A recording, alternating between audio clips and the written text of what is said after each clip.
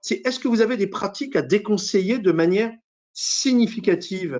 Jean-François, est-ce que toi, tu aurais des éléments vraiment très précis à dire, surtout, il ne faut pas faire ça maintenant. Alors avant, ça marchait plus ou moins bien, mais surtout maintenant, il ne faut pas le faire. Est-ce qu'il y a des éléments forts qui te viennent à l'esprit?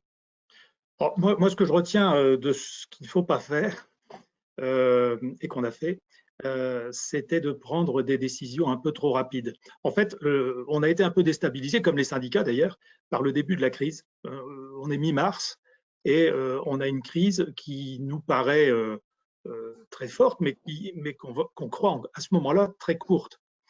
Et donc, on prend des décisions trop rapides, notamment la décision de couvrir à 100% les rémunérations, alors même qu'on s'est rendu compte en cours de route que bah oui, la crise allait durer et qu'on n'aurait pas forcément les moyens de maintenir. Donc ça fait un peu désordre d'être à 100% et ensuite de dire aux syndicats et aux salariés, bah non, finalement, ça marche sur mars, mais on ne va pas le faire sur avril ou sur mai. Donc oui, la première erreur, pour moi, c'est de prendre des décisions un peu rapides, que ce soit dans la gestion des congés, que ce soit dans la gestion de la rémunération, des choses comme ça. La deuxième peut-être erreur, c'est de continuer à imaginer les syndicats avec une position bien stable et bien claire, alors qu'eux-mêmes étaient déstabilisés. Et j'ai vu qu'à l'intérieur de chacun de nos syndicats partenaires, eh bien, les courants étaient en opposition. Il y avait certains qui voulaient reprendre le travail très rapidement, et puis d'autres, au contraire, qui avaient des peurs. Je pense qu'une des caractéristiques de cette crise, spécialement dans le premier confinement, c'est la peur irrationnelle chez certains et pas chez d'autres, à l'intérieur de chaque syndicat. Et si on prend à la légère les choses, alors on gère mal les décisions qu'on prend. Il y avait des personnes pour qui retourner au travail était une catastrophe. Et d'ailleurs, certains de nos délégués syndicaux nous disaient, mais vous vous rendez compte, vous jouez avec la vie des salariés. Alors, avec le recul, on a appris à gérer la crise et on en a peut-être un peu moins peur maintenant, surtout que chez nous, tout le monde est très jeune et donc on n'a pas de public vraiment à risque, très peu. Mais il faut vraiment avoir en tête ces côtés irrationnels dans la façon dont ça a été vécu par les salariés. Antoine, je te vois hocher la tête, tu partages ces constats de Jean-François? Je partage complètement ce que vient de dire Jean-François. Je me souviens que quand on a négocié cet accord sur les mesures d'urgence pour faire face à la situation de cette crise, moi j'ai eu de nombreux échanges avec une fédération. Et il y avait un point de blocage, je ne dirais pas laquelle, c'est pas le sujet, mais on a bloqué pendant un long moment sur un sujet et j'ai compris en fait que c'est parce qu'on avait mis une date de reprise dans l'accord et que de reprise d'activité et qui ne voulait pas cautionner ou qu'on puisse dire après coup que cette organisation syndicale était d'accord avec la reprise d'activité à telle date. Donc il a suffi de supprimer la référence à cette date dans l'accord pour que les choses reprennent, mais il y avait effectivement une vraie peur presque irrationnelle de certaines organisations syndicales ou de certains représentants syndicaux au sein des organisations syndicales. C'était tout à fait irrationnel et il a fallu faire beaucoup de pédagogie, rassurer, expliquer, montrer qu'on mettait en place des tas de mesures. Nous, on avait, je ne vais pas revenir sur toutes les mesures qu'on avait mises en place, mais il y a eu énormément de choses de faites et c'est grâce à ce travail permanent de pédagogie entre les élus, les organisations syndicales, le management et la direction des sites qu'on a pu démontrer, rassurer et donc permettre un retour. Et ce qui est assez amusant d'ailleurs, c'est que quand on a eu ce retour sur site, la plupart de nos collaborateurs nous ont tous dit mais on est beaucoup plus en sécurité chez Hermès que quand on reste à la maison ou qu'on va faire nos courses. Tu rejoins ce que disait Jacques tout à l'heure, qui disait qu'effectivement l'entreprise était le lieu où on était devenu le plus en sécurité finalement. Tu rejoins également Jean-François sur la nécessité, enfin sur la peur et la nécessité d'en tenir compte, donc de prendre le temps.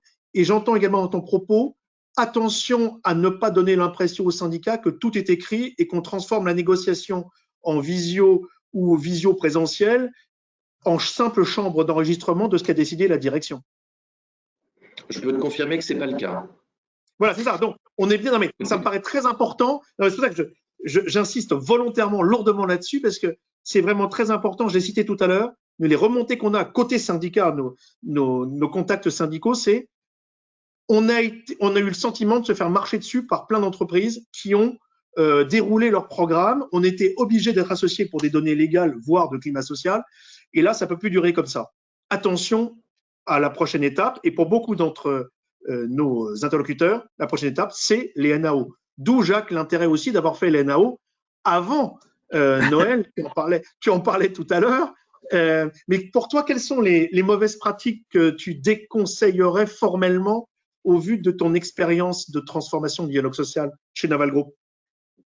Alors moi, je rejoins ce que disaient Jean-François et Antoine sur le temps. Je pense que on a été contraints. Alors on n'avait pas très le choix, hein, mais on a dû accélérer la négociation et les syndicats n'aiment pas ça.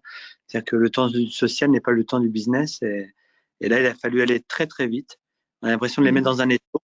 Et ça a rendu complexe la négociation. Et je pense que si on peut dire une chose, c'est que quand on engage une négociation, il faut se donner du temps. Malheureusement, on n'en avait pas. Donc c'est peut-être que, alors moi, l'écueil que je dirais, c'est peut-être qu'il aurait fallu prendre le temps de définir notre méthode en disant voilà, on n'a pas le choix, il y a des ordonnances, il faut aller très vite. Comment on a été les billes en tête dans la négociation, dans les mesures, parce qu'il y avait une urgence qui nous prenait à la gorge.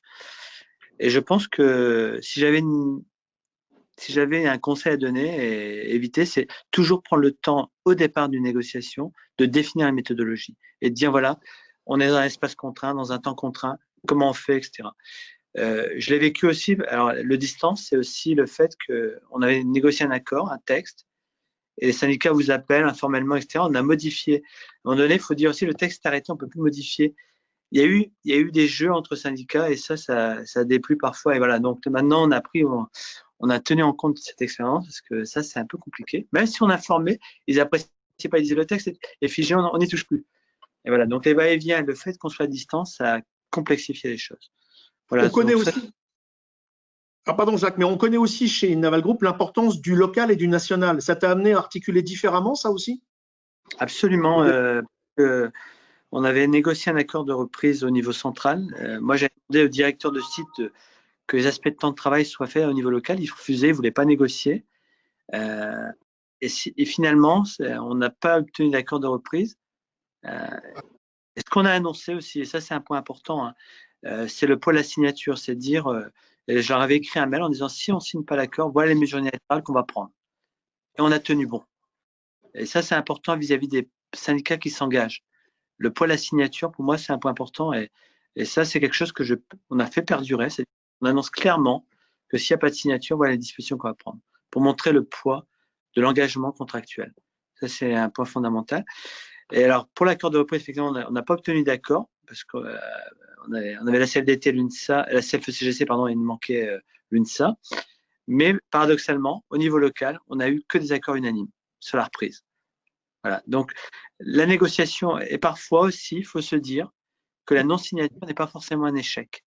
Elle peut construire les conditions nécessaires à la réussite après dans la déclinaison opérationnelle. C'est assez paradoxal, je suis en train de dire, mais parfois, cette négociation centrale et les syndicats, parce que comme on a pris les mesures unilatérales, le corps social a réagi en disant vous n'avez pas signé, c'était un bon accord, etc.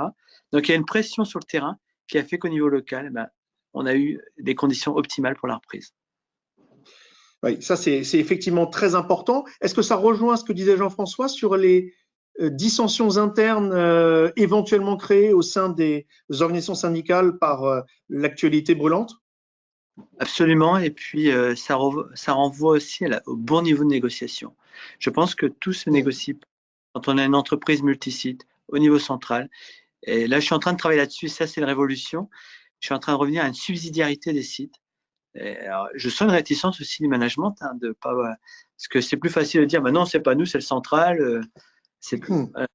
Donc ça, c'est un argument. Donc là, on va les mettre dans leur responsabilité, et je pense que ça va fluidifier le dialogue social que de pouvoir laisser des marges de manœuvre sur les sites pour négocier des accords locaux. Bien sûr cadré, parce qu'on ne veut pas que ce soit à l'échelle du perroquet, mais trouver le bon équilibre entre le local et le central. Et cette période de confinement me l'a démontré.